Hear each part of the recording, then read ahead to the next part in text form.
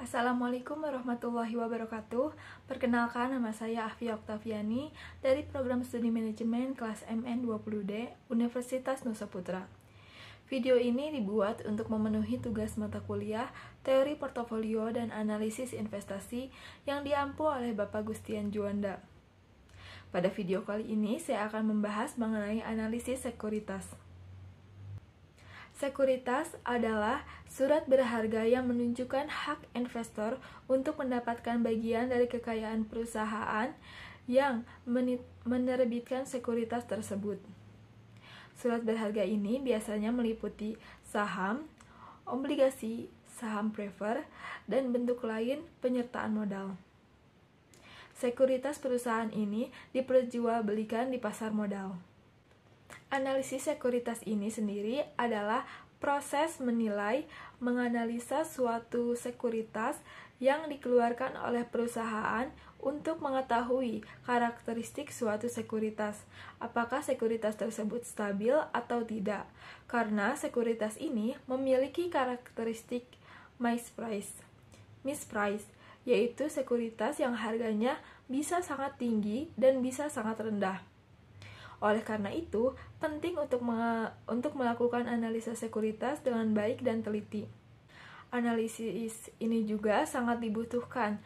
Tidak hanya investor yang membutuhkannya, tapi manajer perusahaan pun sangat membutuhkan analisa sekuritas ini. Karena manajer keuangan ini harus mengerti seberapa besar implikasi setiap keputusan yang harus diambil terhadap aliran kas yang tersedia bagi investor. Sebagai contohnya, manajer keuangan harus mengerti seberapa besar pengaruh keputusan investasi, keputusan pemenuhan kebutuhan dana, dan kebijakan dividen terhadap nilai atau harga pasar. Biasanya, pemegang saham ini secara umum menghadapi resiko yang lebih besar daripada pemegang obligasi.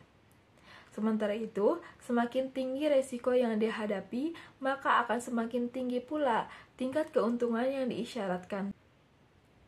Untuk melakukan analisis sekuritas dengan prudent.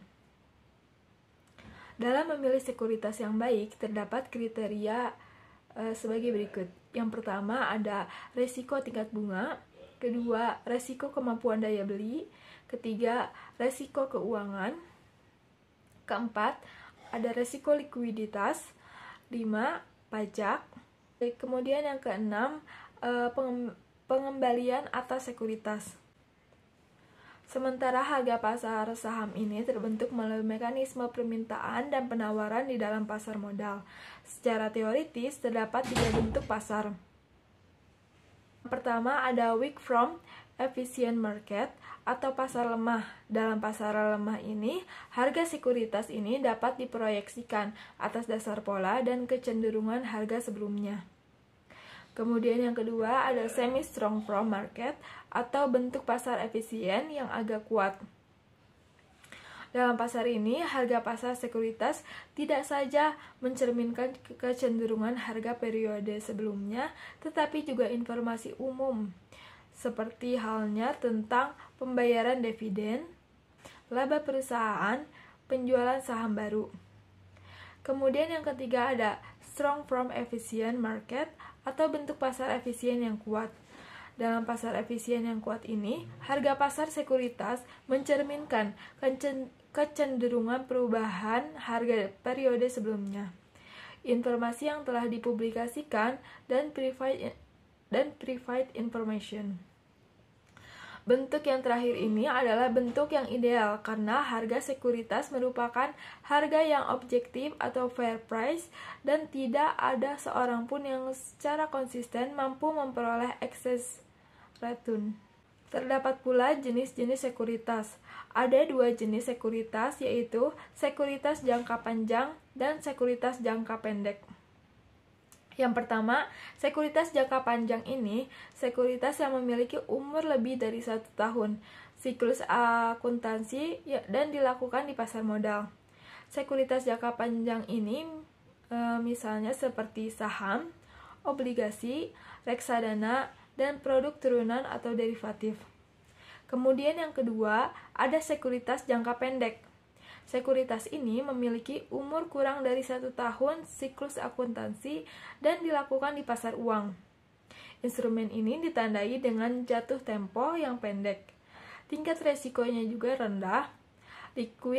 Sekuritas jangka pendek ini seperti SBI, commercial paper, sertifikat deposito, call money, dan lain-lain. Kemudian, melakukan analisis sekuritas menjadi salah satu tahapan yang akan membuat investasi menjadi lebih menguntungkan.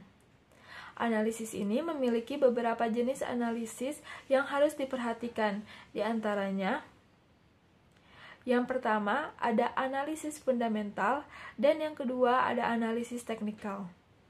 Saya akan membahas mengenai apa itu analisis fundamental.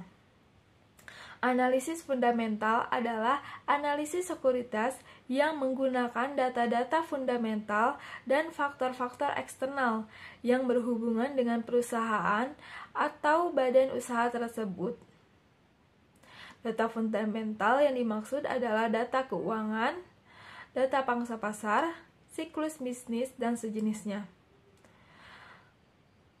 Sementara data faktor eksternal yang berhubungan dengan badan usaha adalah kebijakan pemerintah, tingkat suku bunga, inflasi, dan sejenisnya.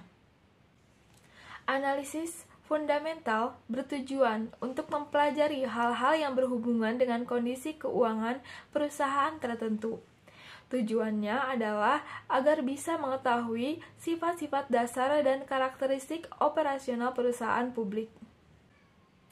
Ada dua jenis pendekatan analisa fundamental. Yang pertama, pendekatan analisa fundamental top-down. Pendekatan analisa fundamental top-down memungkinkan investor melihat gambaran kinerja sebuah perusahaan secara umum. Singkatnya, jika secara umum perusahaan memiliki kinerja yang baik, maka komponen perusahaan bisa dianggap baik. Kemudian yang kedua, ada pendekatan analisa fundamental bottom up. Pendekatan kedua adalah pendekatan analisa saham fundamental bottom up, yang merupakan kebalikan dari pendekatan yang pertama. Di sini, kita harus bisa melihat aspek terperinci dari kinerja suatu perusahaan. Tidak masalah jika harus mengintip laporan keuangan. Bahkan, kita juga harus tahu daya usaha perusahaan tersebut. Analisis fundamental memiliki dua model penilaian saham yang sering digunakan para analisis sekuritas, yaitu yang pertama ada pendekatan present value. Mencoba menaksir present value dengan menggunakan tingkat bunga tertentu yang diterima oleh pemilik saham. Kemudian yang kedua ada pendekatan price earning ratio.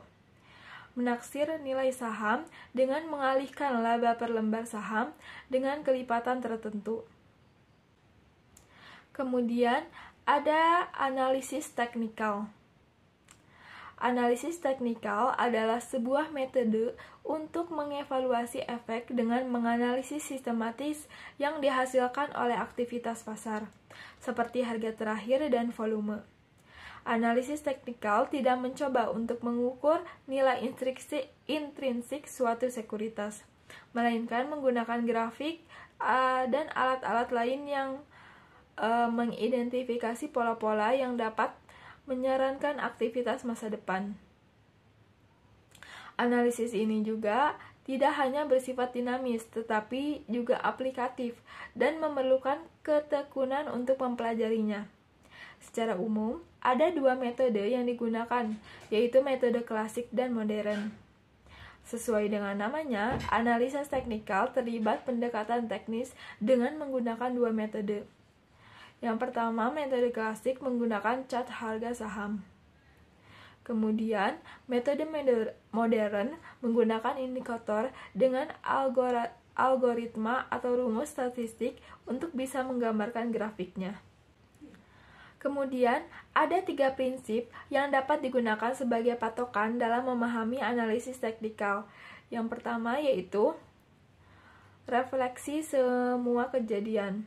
segala sesuatu yang terjadi yang dapat mempengaruhi baik yang rasional maupun irasional sudah direfleksikan dalam harga yang terbentuk. Menguat dan melemahnya indeks saham merupakan fakta, tetapi nilai sesungguhnya suatu indeks saham ditentukan oleh kekuatan permintaan dan penawaran yang tercermin. Permintaan meningkat dan penawaran menurun atau tetap, maka harga akan naik, dan akan terjadi kebalikan jika kondisi terbalik. Kemudian yang kedua, ada tren. Harga bergerak dalam suatu tren, dan tren tidak mungkin dimanipulasi. Jika tren bergerak ke arah naik, tidaklah mungkin membuatnya turun, kecuali dalam suatu titik tertentu yang akan terjadi puncak untuk kemudian berbalik arah atau reversal. Kemudian yang ketiga adalah selalu berulang. Aksi pasar atau market action selalu berulang. Artinya, para analisis teknikal percaya bahwa investor akan mengulangi tindakan yang sama jika kondisi pasar yang terjadi juga sama.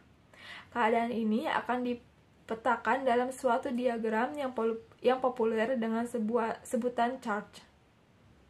Mungkin cukup sekian yang dapat saya sampaikan. Wassalamualaikum warahmatullahi wabarakatuh.